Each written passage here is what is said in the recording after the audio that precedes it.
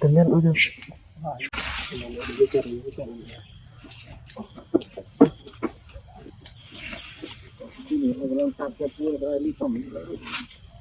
Lâu tụi nó chắc nó đơn định thì sẽ lúc các con là cứ khó thân chị si dần một hoàn thiện để tôi bên trước vừa chuyện sẽ đừng nước mong lắm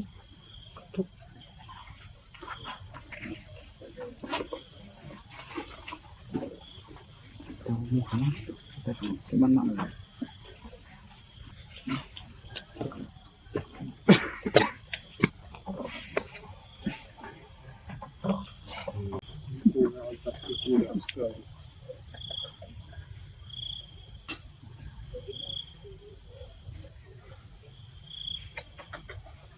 kia rồi đó.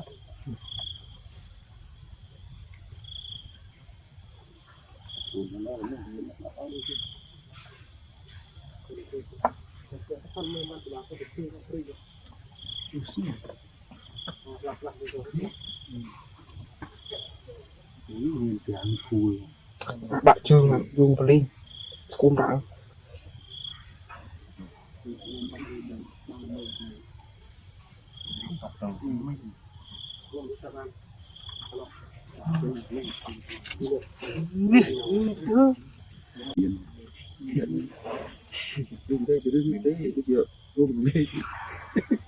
tiền vì vệ viện nữa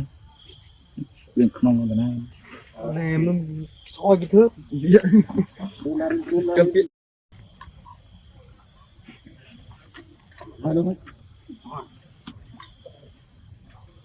đi đây ông buồn định mà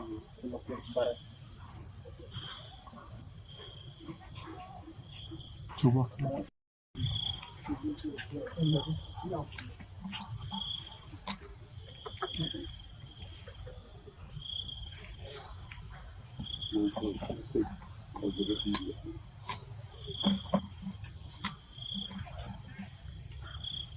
no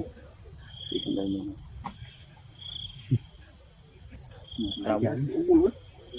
mà chị on cái chặt sao ba cắt chưa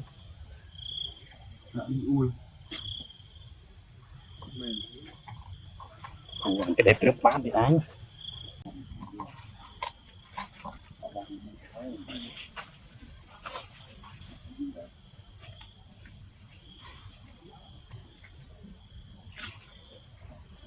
mình đón nhiều tích nữa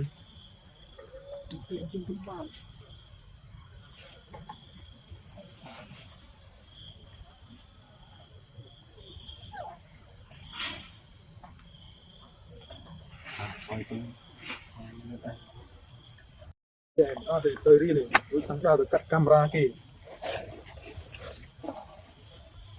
đây là cái chia cái đây này